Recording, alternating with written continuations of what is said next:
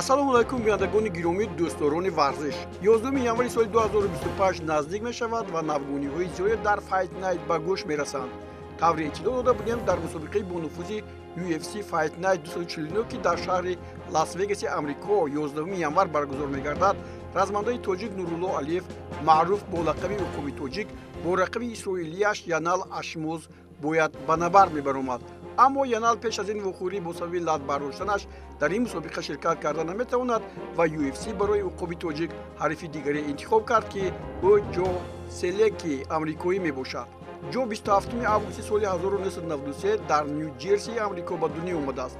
дар омораш 12 пирӯзӣ ва 5 бохт дорад. ду мусобиқаи охири худро дар UFC бохтааст. 1 июни соли 2024 ӯро Гранд Доусон бо қарори умумии доварон шикаст дод. пеш аз ин дар соли 2023 дар як набард бо Дракал Клозе ҳамчунин ба бохт рӯбарӯ гардида, дар рақобати дигар Карл Дитонро мувоҷиҳаи шикаст кард. ӯ аз 6-солагӣ ба ҷиу-ҷитсуи бразилиягӣ таваҷҷӯҳ зоҳир кард ва дилбохтаи он гардид. аз соли 2019 ба муҳорибаҳои омехта пайваст ва ба UFC пазируфта шуд. размандаи бо таҷриба аст, вале уқоби тоҷик Нурулло Алиев аз рӯи баъзе аз пешгӯиҳои расонаҳо Ҷо Селекиро мағлуб мекунад ва боз як қадами дигар ба пеш хоҳад гузошт. аммо мусобиқаҳои охир нишон медиҳанд ки зуд рақибон аз ҳунарнамоӣ дар муқобили размандагони тоҷикистонӣ даст мекашанд ва то 11 декабр ҳамоно вақт бисёр аст.